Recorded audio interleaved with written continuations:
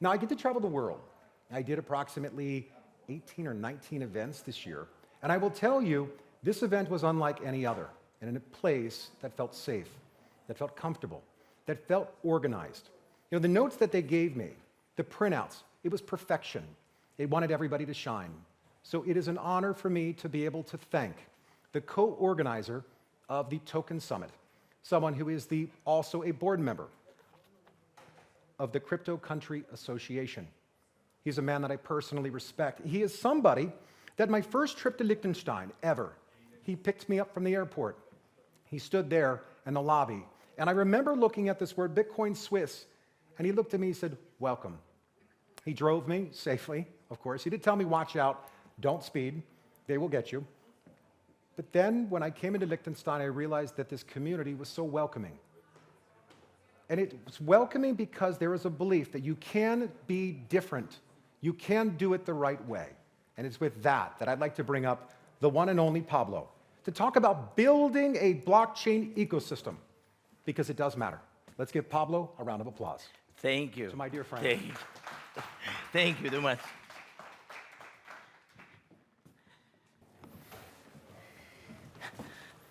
Well, we're almost over, huh? It's been a long day.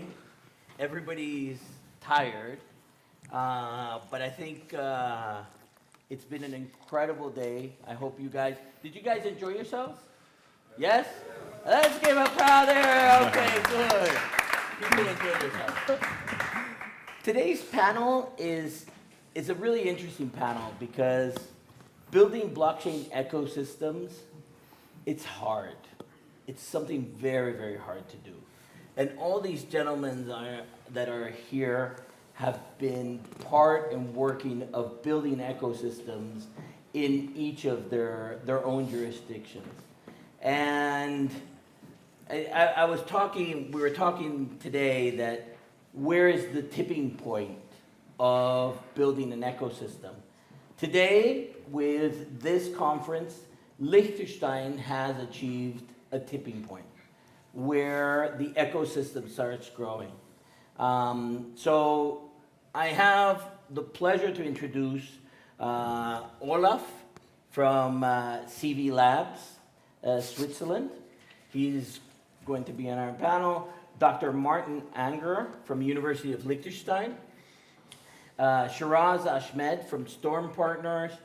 And the one and only Nicola. My friend, we have ages working together. Nicola from MetaChange Capital. So to start it off, I'd like to, if you could start introducing yourselves, and then we'll take it from there. Yeah. Olaf? Thanks. Yeah, I'm Olaf. I'm one of the co-founders of CVVC and CV Labs. At CVVC, we invest venture capital in blockchain startups. Have done 50 deals in over 20 countries in 4 different continents. And at CV Labs, we're building ecosystems. So we run co-working spaces in Zug, small one here in Vaduz, in Cape Town, and from next month onwards in Berlin. We organize events, similar to this. We write reports and we advise. Excellent, excellent. Martin? Hi, my name is Martin. I'm an economist here at the University of Liechtenstein, so I'm from the economic side and not the technical side. And what we try to do, of course, is deliver you guys the human resources to build the ecosystems. And what we found is that the young students we have, that they earlier than we, already in 2007, 17, 18, they already saw their opportunities in the space, and they asked for courses, they asked for thesis topics, and we try to keep up with the industry as good as possible and educate the students as good as we can. Excellent. Fantastic. Hi, lovely to see you all. I'm Sheraz Ahmed, so I wear 2 hats, one that you actually saw in the previous panel regarding associations. So I'm the co-executive director of the Crypto Valley Association. And the other hat is being the managing partner of Stone Partners, where we support in the building of ecosystems and help in a 360-degree manner to facilitate the growth in the space. So yeah, I'm looking forward to it. Nicola. So I'm Nicola, and first of all, thanks everyone for still being around here at 5 p.m. We appreciate it a lot. I have in the past built layer 1 technologies out of Liechtenstein, which is why I'm actually quite happy to be back here. And for the last couple of years, we have built ecosystems on, I think, 4 different continents, in Europe, Africa, India, and I think it was the US, if I'm not mistaken. We have done roughly the same amount of deals like CVVC. I'm very happy to see Olaf here. And nowadays I am working with the European Union in order to get them to invest into blockchain technology. Excellent. We just had a chat before coming in, and one of the things that we were talking about was, what's the definition of an ecosystem? So I'm going to ask around, Olaf, maybe you can start off. How do you define an ecosystem? Yes, so I think it's a combination of 3 or 4 things. Number one is talent, so that's in the form of education that then develops into startups and projects. You need capital to support that, and ideally also you want to have industry to be either a beneficiary or a fosterer or work on pilot projects. And then obviously the last one is a legal framework and a general setting, also an infrastructure in the region that enables all of that to come together efficiently. That's a perfect definition. Perfect, there you go. We're done. There you go. So hard job for you. Now, but what I would like to add is, and I think this is maybe an important aspect, what distinguishes an ecosystem from just ideas, and that is that it's a balance of services, products, and personalities, which is very hard to keep, because, I mean, we all know ICO boom and stuff like that. Technology was not that bad at the time, but other things were missing. And therefore, I think that keeping this balance is something which defines an ecosystem, because it can only survive if you keep it balanced. Fantastic. Well, a hard one to beat. And I'm sorry, I'm adding, this is like, Nicola is saying, I'm the last one. This is terrible. So what's going to happen? I'm okay. Yeah, I mean, I would say I define an ecosystem as a collective of individuals that come together for a common purpose. And I think, in my opinion, it's really that purpose that stands ground when you're looking at the ecosystem. I mean, we're going to talk a little bit later about like how to develop, how to sustain an ecosystem, but I really believe it's core to that purpose. Like, why did we come together to build out what we're building? And so really being able to be very like crystal clear about what's that purpose that we're here today building, and why are we here, be it in Liechtenstein, Switzerland, or wherever, bringing these people together, bringing this ecosystem together, so that then you can understand, okay, where are we going to take this, and it keeps everybody aligned and on the same wavelength. Purpose is a very, very good example, but for me, one thing that I've learned in my experience is that vision is also incredibly important. You need to know where you want to go, and you need to understand what the different pieces of the puzzle are, which you need to put together in order to get to that part. We had legal frameworks, we have an incubation acceleration with capital, etc., pp.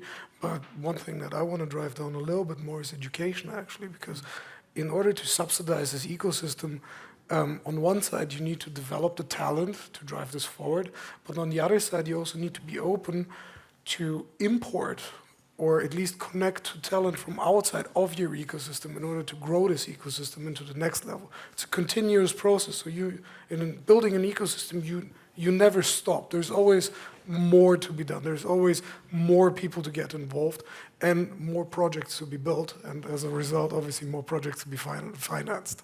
For me, those are the important parts. I mean, I was in Switzerland since 2016, and I really saw how it just absolutely exploded. I mean, I remember 2016, I went to the Gemeindehaus and I asked, where's Crypto Valley? And they looked at me and was like, crypto what? No, it's not here. It must be somewhere else. Like, no, it's here. And then today, you don't ask that question. Everybody knows where Crypto Valley is. What do you think sparks that? I mean, if there's one thing that really sparks that, what sparked it in your case or in other areas? Do you want to go first? Who wants to take it? What sparks what? What sparks the development of the ecosystem? The initial people that come into it in order to build it. That is a key important point of the thing, because those are the people which you're going to identify with that ecosystem. And if they're bad actors, this is going to have a ripple effect, which is going to lead to bad examples, which is going to lead to bad results. So having key pillars in an ecosystem that you can relate to, that you can contact, that you visibly see, and that you can interact with, become a crucial point in an ecosystem, in my opinion. I would go with that, so I can leave something for the other. Thank you. I was like, oh, is he going to say 3 more points? No, I mean, I totally agree with you. And one thing I think that people don't realize is the amount of sacrifice that it takes to build an ecosystem. Because many times what you're doing is you're like Don Quixote going against the windmills. You know, you're going against the regulation, you're going against, you know, that the capital won't come here, you know, and you're really fighting against all that, and you need a group of individuals. I totally agree. A group of individuals that just, it doesn't matter what they throw at you, you continue on to be able to get to that tipping point, you know? But that's, This is where you yeah. get back to vision and purpose, what you Right. mentioned, right? When this is clear, you go and you fight those windmills. And I mean, out of my, again, like personally, I love pioneering. So for me, like being the first one to do this, to be able to set a precedent and to allow people to follow down that path. You know, if it's mud road and you do the first couple of times so that people afterwards can have a path that they can walk towards the goal, then we have succeeded. the first ski trail. It's You first create ski the trail. first That's a ski good one. trail. That's a There, good one. there you That's a go. good one. You do the first ski trail. Trailblazing straight up. Trailblazing. That's yeah, it. yeah. I think it takes a unique group of individuals to be with different talents that are really to say, okay, let's go forward, and that starts. But I think more than starting, maintaining an ecosystem is also something that's difficult, no? Yeah. And in your case, you've probably found a whole bunch of difficulties when you were starting there in Switzerland. You did have a lot of support from the government, I think, there, no? Yes, but also there were like some key incidents that kind of drove this, which, you know, the big one is obviously Ethereum and Vitalik coming there. And then relatively, you know, around that same time, Bitcoin Swiss, Crypto Valley Association, something forming, then the local cantonal government being very open-minded very early on, right, and being very welcoming.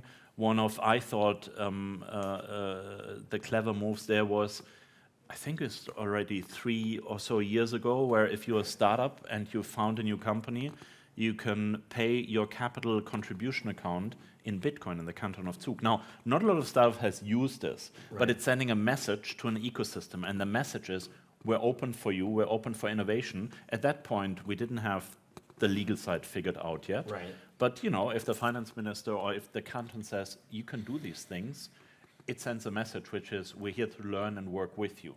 And I think that's a very strong message. And then things followed. So we were kind of, in a way, then, I don't want to say jumping on that, but, you know, using that momentum to try and attract startups. And then obviously the benefit of Switzerland and Liechtenstein is a lot of talent also travels through the country. So you're not isolated to kind of just building a national ecosystem, but you can actually foster, if you do it right, international talent transfer both ways. And that's what makes it really exciting. Yeah, I totally agree with you. I think that the positive signals from the government indicating, no, you can't do this, but yes, you can try. For me, I remember the first time I came here to Liechtenstein, one of the little stories is I was actually Thomas Nagele's first crypto client when I arrived here. And I remember sitting with the FMA, explaining what our project was, and the first thing that surprised me was the answer was not no. Because I come from the telecommunications industry, and every time I sit down with a regulator, the first thing that they said was no. And here is like, this could be. And I was like, we left that meeting, and I was like, okay, this is where we're going to do this. because that was a positive Yeah, signal. it's that signaling. I mean, one of the other examples, and I don't remember if it was 2017 or 2018, at one of our summits, which is comparable to this at the time, we had Johann Schneider-Ammann then presiding over the Bundesrat, and he phrased that term, I want Switzerland to be known as blockchain nation Switzerland, right? And that was the first time that got termed at our event. And we know of people who are like immediately go like, let's secure that web page, right? Let's get that domain quickly. But you know, again, it's about that messaging early on from the relevant stakeholders and policymakers. I think that's key to develop this common goal. Yeah. This common idea of a problem you want to solve or a need you want to serve, together with a regulator, with the government, we always talk about ecosystems, they need to grow and they need to work together, and this is all true, but this has to start right from the beginning, and I think that this has to really have one carrying thought. And this is why it's working so good in Liechtenstein, in my point of view, because we all see, and the first thing maybe was the financial market, of course, but the other markets, we all have one common goal, what we want to do. And this is key to get through the hard times, through the crypto winters and through all that stuff. Yeah, it's interesting because, you know, through the crypto winters, what I've seen is that's where most things get built. Yeah, It's like, it's true. so we were talking, we were having a conversation with a couple founders, and they were like, wow, now it's building time. Now it's the real time to thrive. And in some ecosystems where it doesn't have a solid grounding, those are the ones that falter at that point where you get the crypto winter, because you don't have a solid base. Yeah, and I would also like add the tenacity that you need to be able to do that, right? To keep that like spark alive, you need those individuals that have been there from that get-go to be able to kind of keep things going throughout, let's say, the times when the going gets tough, the tough get going. And I always say from like the Crypto Valley perspective and also the Crypto Valley Association, we see these waves. Of course, it's a lot of volunteers, and so what really keeps us alive is the new energy that comes in, and that kind of reasserts kind of like the mission and vision that we have to kind of grow this ecosystem out, is that there's always new curiosity, new individuals coming, and it kind of keeps that fire, let's say, lit within the association, because it's not just people that have been there for the past like 8 years that are now kind of maybe getting grumpy because things aren't moving faster. You always have every week new people joining and kind of keeping things going and keeping that light moving forward. And so even those that were there, let's say many years ago, they're still like, wow, okay, there's new ideas, there's new movements. And I think that also keeps us going as well, because we have people that are, pushing us up as well. Yeah.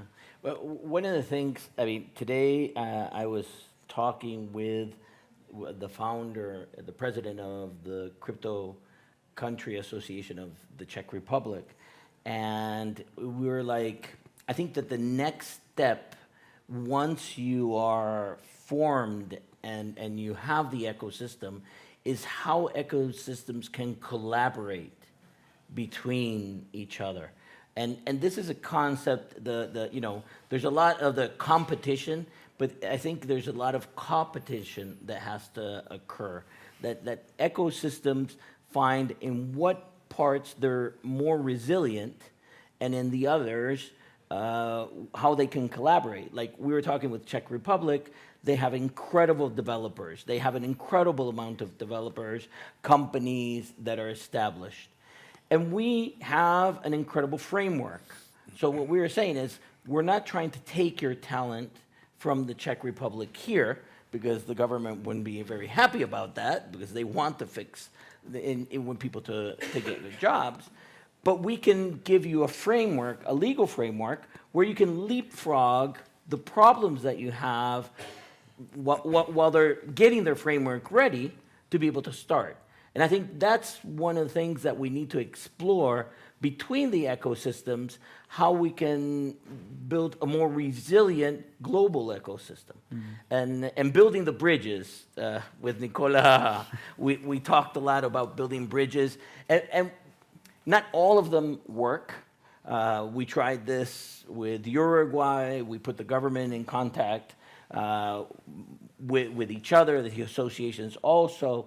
But I think that the more we try to do this, the more we can expand and collaborate between the ecosystems, you know? If I may just jump into that one, I think it's also this fact that we have a lot of like individuals that come to our ecosystem and ask to kind of get involved, and then we don't tell them, okay, like you can create your own, let's say maybe like Swiss crypto regulatory association. We're like, okay, why not incorporate within the regulatory working group that we have within the Crypto Valley Association with the other members of the team, the volunteers that are there bringing things together, and it's, you don't have to kind of be able to start your own ecosystem in a way. You can join others, we can cooperate, and we can have a greater purpose together in what we do. So I think that also the bringing us of together, we're mentioning kind of how hard it is to build up an ecosystem.